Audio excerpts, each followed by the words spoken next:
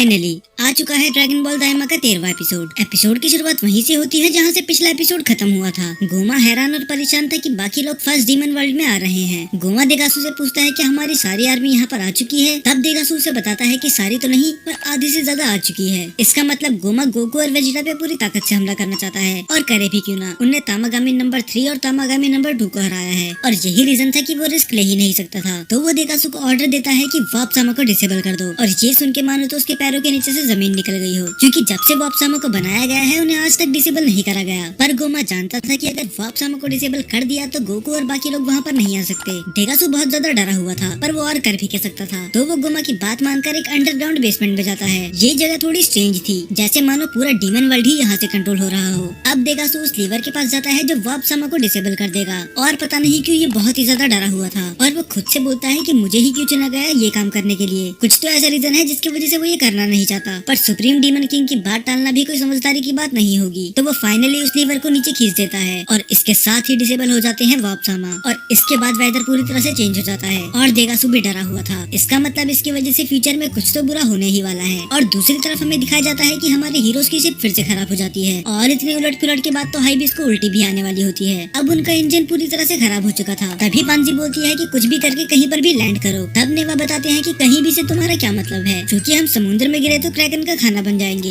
ये बोल के उनने उसे ऑर्डर आ दिया। पर फाइनली उनकी शिप लैंड कर जाती है। हालांकि वो सेफ लैंडिंग नहीं थी, पर किसी को कुछ नुकसान नहीं हुआ। तभी पांजी बोलती है कि मैं इस शिप को ठीक करती हूँ, तो तुम सभी लोग यहाँ से बाहर निकल जाओ। पर तभी एक पत्ते के फ्लिक से गोकू हवा में चली जाता है, और वो देखता है एक अजनबी दुनिया को। वो जगह बिल्कुल ही अजीब थी। उधर के पेड़, टहनियाँ और बाकी सब कुछ बड़ा था। अगर आपने ड्रैगन बॉल जीटी देखा है तो उसमें भी एक ऐसा एपिसोड था जहाँ पर सब चीजें 10 गुना ज्यादा बड़ी थी। गोकू वहाँ की हर एक चीज को एक्सप्लोर करता है। उसे समझ में नहीं आ रहा होता कि वो छोटा हो गया है या फिर ये सब चीजें ही बड़ी हैं। और दूसरी तरफ पांजी की हालत खराब हो रखी थी, क्योंकि क्रैकन ने उसके सारे टूल्स खा लिए थे। पर तभी बुल्मा अपने फादर की इन्वेंशन दिखा के फ्लेक्स करती है, और वो उस कैप्सूल को हवा में फेंक के एक टूल बॉक्स निकालती है। ये देख के तो पांजी बिल्कुल हैरान थी कि आखिर ऐसे कैसे पॉसिबल है, क्योंकि पांजी को भी मैकेनिकल चीजें बहुत ज्यादा पसंद है। तब बुल्मा समझाती है कि हम किसी भी चीज को श्रिंक करके एक कैप्सूल में स्टोर कर सकते हैं। पर तभी हाइबिस आके बोलता है कि तुम मेरे सॉक्स को श्रिंक करके इन कैप्सूल में स्टोर कर सकती हो। पर तभी पांजी गुस्से में बोलती है कि तुम्हें उसकी जरूरत है क्या, और मेरा भी यही क्वेश्चन है, आखिर ये अपनी मूर्ति को स्टोर करके करेगा ही क्या। और दूसरी तरफ वेजिटा से तो बिल्कुल इंतजार हो ही नहीं रहा था। वो सुप्रीम का ऐसे बोलता है कि कैसा रहेगा कि हम सब फाइटर्स आगे निकल जाएं और तुम सब बाद में आराम से आना। पर सुप्रीम का ऐसे समझाते हैं कि मुझे माफ करना, मॉर्टल एक डीमन वर्ल्ड से दूसरे डीमन वर्ल्ड उड़ के नहीं जा सकते। तो वेजिटा भी ज्यादा बहस नहीं करता, क्योंकि वो भी जानता था इसका कोई फायदा नहीं है। पर दूसरी तरफ तो नेवा के होश उड़े हुए थे। वो उन सबसे बोलता है कि जितनी जल्दी शिप रिपेयर हो सकती है करो, और यहाँ से जल्दी निकलो, क्योंकि हम हैं द प्लेनेट ऑफ मेगा पे। तभी सुप्रीम का बोलते हैं कि मैंने इस प्लेनेट के बारे में पहले भी सुना है। ये वही प्लेनेट है ना जहाँ पर मेगाथ नाम के जाइंट्स रहते हैं। और बस इतना ही नहीं, ये पूरे डीमन वर्ल्ड में सेकंड सबसे टेरिफाइंग प्लेनेट है, और इसमें नेवा भी हामी भरते हैं। वो बोलते हैं कि तुम सही कह रहे हो, हम बहुत बड़ी मुसीबत में हैं, तो हमें किसी भी कीमत पे यहाँ से निकलना ही होगा। और इससे पहले मैंने नेवा को इतना डरा हुआ कभी नहीं देखा। यहाँ तक कि खुद सुप्रीम डीमन किंग और उसकी आर्मी भी यहाँ नहीं आ सकती,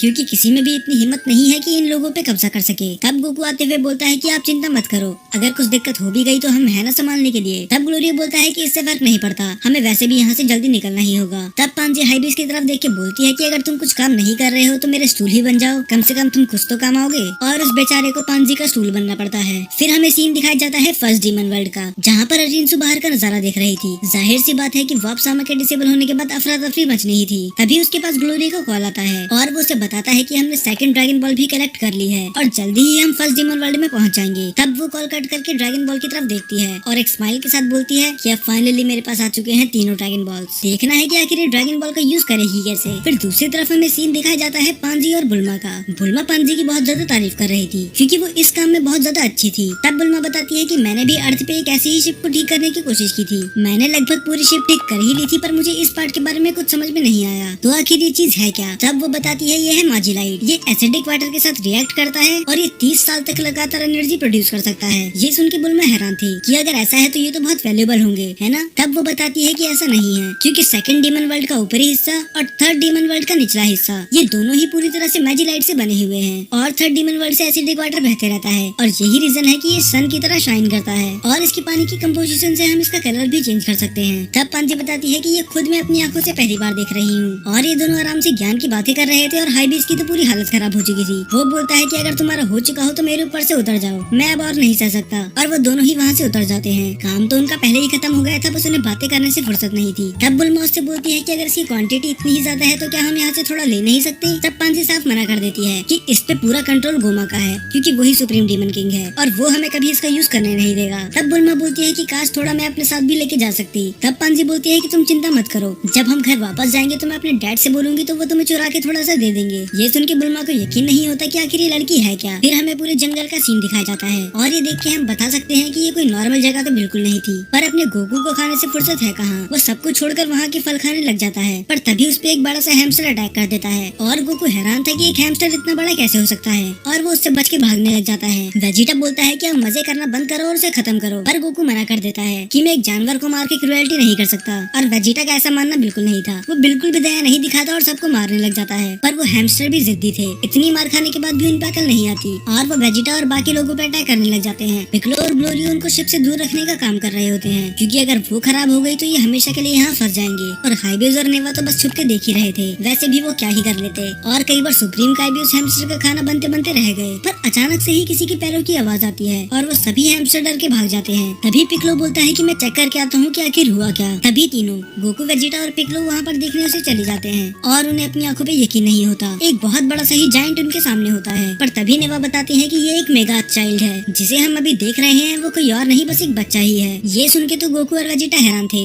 क्या ये बस एक बच्चा ही है। तब नेवा बोलते हैं कि उसके बैग को देखो, इसका मतलब वो स्कूल से अपने घर जा रहा है। और ये सबके लिए शॉकिंग था कि आखिर ये भी स्कूल जाता है। अब वो बच्चा वहाँ पर आराम से बैठ जाता है और उसके साथ साथ उसका पेट भी उसके पीछे पीछे आता है, पर गलती से उसके बैग का सामान सारा नीचे गिर जाता है। और ये गलती किसी की जान ले सकती थी, क्योंकि वो सामान इतना बड़ा था कि अगर नॉर्मल इंसान को इसके नीचे आए तो वो वहीं पर मर जाए। पर तभी वो बेबी जायंट अपना खाना खाने लग जाता है, पर तभी नेवा बताते हैं कि ये जरूर उस क्रैकन के टेंटिकल खा रहा होगा। अब ये सुन के गोकू और वेजिटा कुछ ज्यादा ही शॉक्ड हो चुके थे कि जिस क्रैकन ने हमारी नाक में दम कर रखा था उसको ये बस एक स्नैक की तरह खा रहा है। पर तभी उसका पेट उनकी आवाजें सुन लेता है और वो उनको देखते ही उन पे जानलेवा अटैक कर देता है। ग्लोरियो गोकू की जान बचाने के लिए उसका ध्यान भटकाता है, पर वो ये भूल चुका था कि उसकी जान कौन बचाएगा, तो उसके पास कोई और रास्ता नहीं था बस वहाँ से भागने के। पर जैसे ही वो पेट उसे जान से मारने वाला होता है तभी बीच में आ जाता है ऑलमाइटी प्रिंस वेजिटा और ग्लोरियो खुश होता है कि वेजिटा उसे बचाने आ गया। तभी ग्लोरियो गोकू, पिकलो और वेजिटा को ऑर्डर देता है कि इसको शिप से दूर रखो चाहे कुछ भी हो जाए। तो वो उसे शिप से दूर लेके जाते हैं और वो तीनों ही अपने की ब्लास्ट से अटैक करते हैं, पर उस पेट को तो कुछ फर्क पड़ता ही नहीं। ऐसा लग रहा था मानो कोई उसे मसाज कर रहा हो। उस डॉग को अकेला संभालना ही मुश्किल हो रहा था कि अब तो उसके शरीर के कीड़े भी उन पर अटैक करने लग जाते हैं। पर तभी उसकी नजर पड़ती है उस ग्लोइंग शिप पे। उसे वो शिप चमकती हुई बहुत अच्छी लगी, तो वो डायरेक्ट ही उसके पास भागते हुए जाता है और वो इतना एक्साइटेड था कि खुद ग्लोरियो, पिकलो और वेजिटा भी उसे नहीं रोक पाए। वो सबको ही चिढ़ता हुआ आगे बढ़ रहा था। पर अब गोकू भी सीरियस हो जाता है, क्योंकि उसे पता था कि अगर उसने अब होल्ड बैक करा तो वो हमेशा के लिए यहाँ फंस जाएंगे। तो वो अपनी पूरी ताकत लगा देता है अपने कामेहामेहा में और वो एक शॉट में ही उस डॉग को हवा में उड़ा देता है। पर अब शुरू होने वाली थी असली प्रॉब्लम, क्योंकि अब आ चुका था उस पेट का मालिक और इतनी देर में बुल्मा और पांजे भी शिप ठीक कर चुके थे। तो वेजिटा और पिकलो बोलते हैं कि तुम सब यहाँ से निकलो, हम उसका ध्यान भटकाते हुए आते हैं। पर अब बहुत देर हो चुकी थी, वो जायंट बेबी उन्हें देख चुका था। अब वो एक पेड़ को तोड़कर उन्हें पोक करने लग जाता है, जैसा कोई भी बच्चा करेगा। वो उस शिप को अपने हाथ से कुचलने की कोशिश करता है, पर सही समय पे गोकू आके उसे रोक देता है। पर फिलहाल अभी गोकू में भी इतनी पावर नहीं थी कि वो उसे रोक सके, तो वेजिटा और पिकलो भी उसे रोकने का ट्राई करते हैं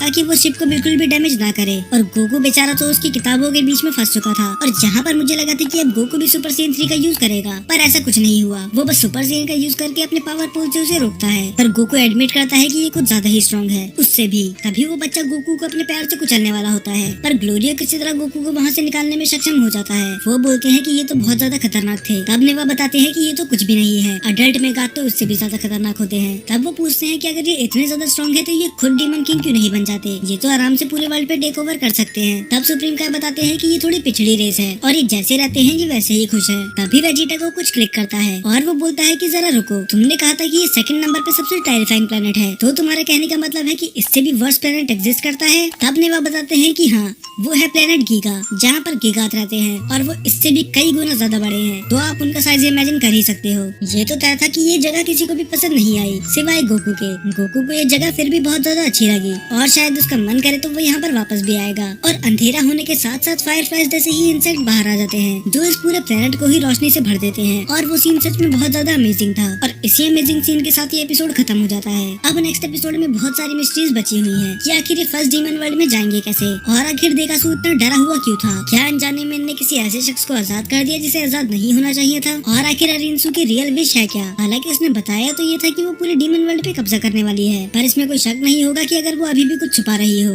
खैर, इन सब का जवाब मिलेगा आपको नेक्स्ट एपिसोड में।